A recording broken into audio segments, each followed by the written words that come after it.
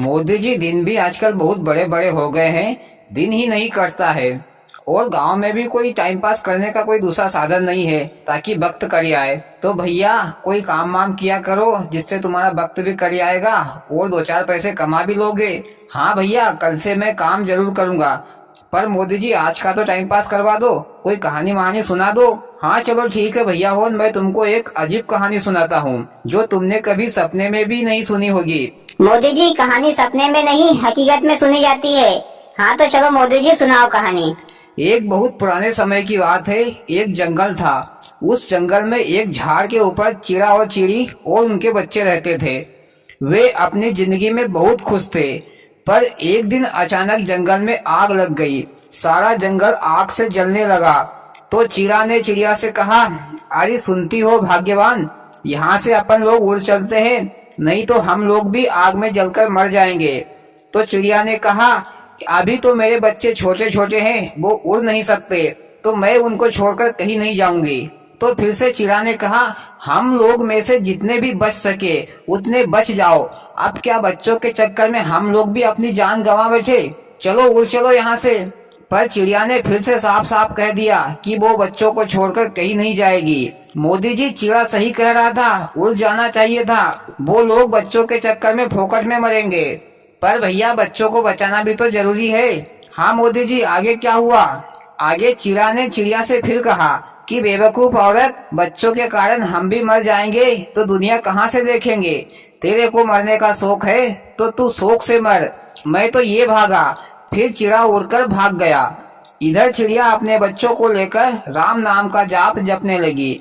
तो जंगल में लगी आग उस झाड़ के पास आकर बुझ गई और चिड़िया और उसके बच्चे बच गए।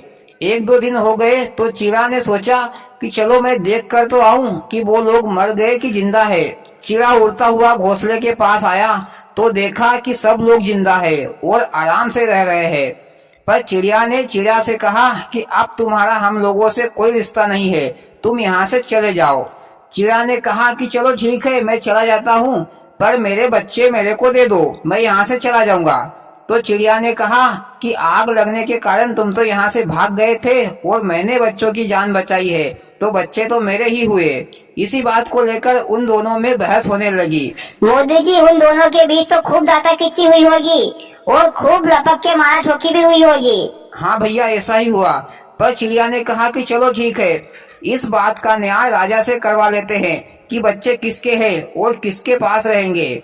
फिर चिड़ा और चिड़िया दोनों राजा के पास गए और चिड़िया ने राजा से कहा कि महाराज, आग लगने पर चिड़ा भाग गया था अपने बच्चों को छोड़कर, पर मैंने अपने बच्चों की जान बचाई है, तो बच्चे मेरे ही हुए ना। तो भैया, चिड़ा ने भी कहा कि अगर मैं भाग गया था तो क्या हुआ, आग तो अपने आप ही बुझ गई, कहाँ तुमने आग बुझाई है, और मैं भाग भी गया था तो क्या बच्चे मेरे नहीं हुए क्या।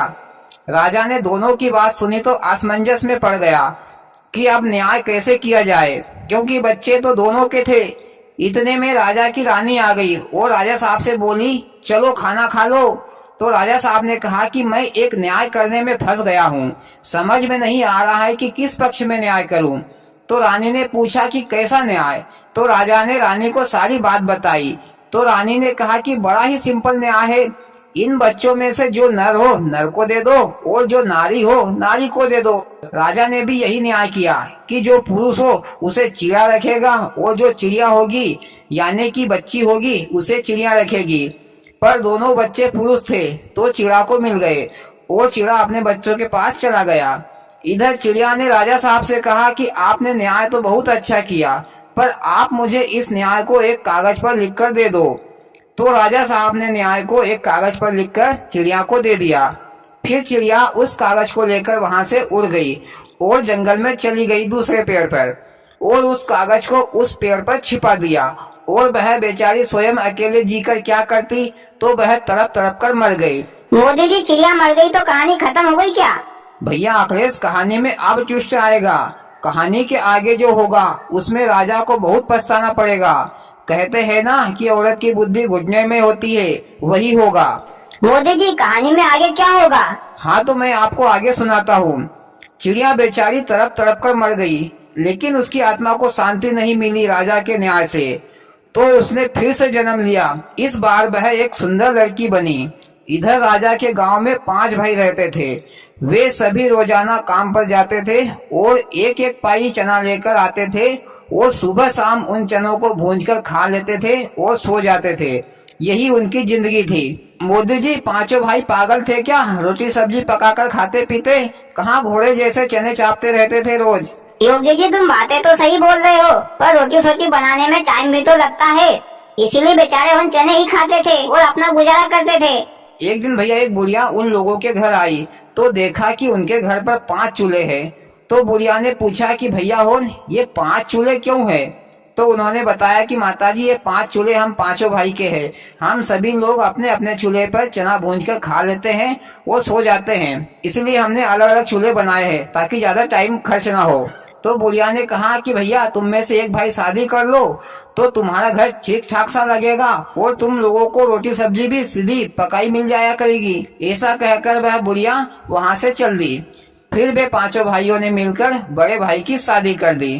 पर शादी भी किससे की? वही चिड़िया से जो मर गई थी, पर इस जन्म में वह लड़की बनी हुई थी। उसी लड़की से शादी की। शादी करके वह लड़की उनके घर पर आई तो देखा उनका घर का माहौल, पर वह तो बहुत थक चुकी थी, इसलिए वह सो गई। दूसरे दिन सुबह हुई तो सभी भाई चने भूंजकर खाकर और थोड़े थोड़े चने बचाकर बहू के लिए रख दिए और अपने अपने काम पर चल दिए। इधर बहू उठी तो उसने उनके 5 चूल्हों को तोड़ ताड़ दिया। मोदी जी, ये बहू तो सबके चूल्हे तोड़ ताड़ कर 5 भाइयों में दंगा करवाएगी क्या? नहीं, ऐसा क्यों करवाएगी, आगे तो सुनो। बहू ने एक बढ़िया सा चूल्हा बनाया। इधर शाम को भैया वो 5 भाई घर आए तो उनको अपने अपने चूल्हे नहीं दिखे तो वो लोग बहू पर नाराज हुए। बहू को 2-4 बातें सुनाने लगे। तो बहू ने कहा कि तुम लोगों के पास कितने चने हैं? तो सबने कहा कि हम सभी के पास एक एक पाई चने हैं। तो बहू ने कहा कि एक काम करो, तुम सभी लोग अपने चने मिला लो और एक भाई जाओ चक्की पर 4 पाई चने का आटा पिसा लेना और 1 पाई की दाल। तब तक तुम लोग हाथ पैर धोकर आओ, मैं तुम लोगों के लिए फर्स्ट क्लास खाना बनाती हूँ। इधर भैया एक भाई चक्की पर गया और 4 पाई चने का आटा और 1 पाई चने की दाल पिसवा कर लेकर आ गया और बहू को दे दिया। बहू ने फर्स्ट क्लास रोटी और चने की दाल बनाई और सभी भाइयों को पकाकर खिलाई। तो भैया सभी भाइयों ने खूब जमकर खाई, क्योंकि उन्होंने कभी रोटी तो खाई नहीं थी, तो उन्हें बहुत स्वादिष्ट लगी और वे सभी भाई बहू की बहुत तारीफ करने लगे और तारीफ करते करते सो गए। दूसरे दिन जब वह काम पर जा रहे थे तो बहू ने कहा कि तुम लोगों को कितना अनाज मिलता है? तो उन सभी लोगों ने कहा कि हम सभी को 5-5 पाई अनाज मिलता है। तो बहू ने कहा कि एक काम करो, आज से तुम सभी लोग 5-5 पाई अनाज अपना अपना घर लेकर आया करो। तो सभी भाई उस दिन से 5-5 पाई अनाज लेकर आए। तो बहू ने उस दिन का अनाज का आटा पिसा लिया और दाल, जो उन लोगों को 5-6 दिन तक खाने में पुर गया। और इधर से 5-6 दिन का अनाज 25-25 पाई के हिसाब से रोजाना बच गया। इस प्रकार बहू अपनी होशियारी से अनाज बचाने लगी। ऐसा करते करते 6 महीने हो गए। उनके घर पर काफी अनाज इकट्ठा हो गया।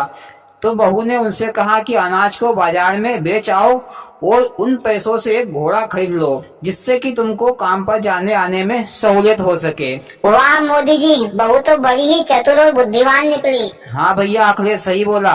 अब अखिलेश भैया कहानी में फिर से मोड़ आ गया। मोड़ कैसा मोदी जी? कहानी सुना रहे हो कि गाड़ी चला रहे हो जो मोड़ आ गया? अखिलेश भैया, कहानी में अब ज्यादा रस बरसेगा। इधर उसी गांव में राजा भी रहता था। राजा के पास 25 घोड़ियां थी। वो सभी घोड़ियां जंगल में चरने जाती थी और इधर बहू का घोड़ा भी उन घोड़ियों में चढ़ता था। पर भैया राजा की घोड़ियां सभी जनने वाली थी। 1 महीने तक राजा की घोड़ियां और बहू का घोड़ा साथ साथ चलते रहे।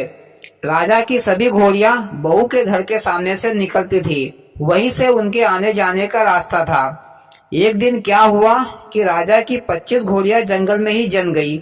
सभी घोड़ियों ने एक एक बछेरा यानी कि एक एक घोड़ा पैदा किया।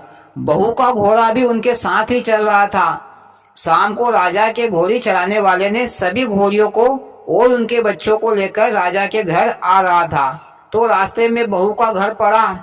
तो बहू ने देखा कि सभी घोड़ियों के बच्चे हो गए हैं। तो बहू ने उन 5 भाइयों से कहकर घोड़ियों के बच्चों को अपने घर पर ही बंधवा लिया और चरवाहे से कह दिया कि तुम्हारे राजा साहब से कहना कि सभी घोड़ियों के बच्चों को 5 भाइयों की बहू ने बांध लिया है। चरवाहा राजा के पास गया और सारी बात बताई तो राजा ने बहू को तुरंत बुलवाया सजा देने के लिए। इधर से वे 5 भाई डरने लगे और बहू से कहने लगे कि तुम राजा से पंगा ले रही हो, तुम्हारा दिमाग तो खराब नहीं हो गया है कि तुम्हारा दिमाग खिसक गया है। तो बहू ने कहा कि तुम चिंता मत करो, मैं सब संभाल लूंगी। इधर राजा के सिपाही बहू को लेने आए और बहू को ले जाकर राज दरबार में पेश किया।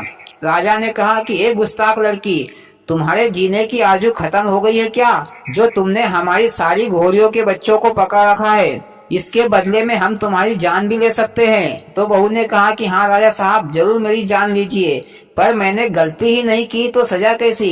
राजा ने कहा कि घोड़ियों के बच्चों को बांधने की गलती, वो बच्चे मेरी घोड़ियों के हैं। तो बहू ने कहा कि महाराज, वो बच्चे तो मेरे घोड़े के हैं, कौन सी गलतफहमी में बात कर रहे हो आप? राजा ने कहा कि क्या घोड़ा भी कभी बच्चा देता है? मोदी जी, राजा साहब सही तो कह रहा है, घोड़ा कहाँ बच्चा देता है? नहीं भैया, आगे तो सुनो जरा। तो बहू ने कहा कि महाराज, ये भी आपका ही न्याय है कि घोड़ा भी बच्चा देता है। तो राजा ने कहा कि कैसा न्याय, और ये बेफुजूल की बातें करना बंद करो, कोई सबूत हो तो बताओ कि ये सारे घोड़ी के बच्चे तुम्हारे घोड़े के हैं। तो बहू ने कहा कि ठीक है महाराज, मैं सबूत लाती हूँ। फिर बहू जंगल में गई जहाँ चिड़िया ने राजा की लिखी चिट्ठी छुपाई थी। उस चिट्ठी को लेकर राजा के पास आई और राजा साहब को बताई और कहा महाराज कि ये आपका ही न्याय है, इसमें तुम्हारे हस्ताक्षर भी है। आपने ही न्याय किया था कि जो नर हो वो नर को दे दो और जो नारी हो वो नारी को दे दो। तो महाराज, आपकी घोड़ियों ने सभी घोड़े पैदा किए हैं, घोड़ी एक भी नहीं है, और मेरा घोड़ा भी तुम्हारी घोड़ियों के साथ ही चलता था। इसलिए महाराज, ये सारे घोड़े के बच्चे मेरे घोड़े के हैं, तुम्हारी घोड़ियों के नहीं। महाराज, आपने लिखे खत को देखकर चुपचाप रह गया और बहू को छोड़ दिया गया। वो सोच रहा था, मोदी जी आप क्या सोचेगा, अब तो काम खत्म हो गया।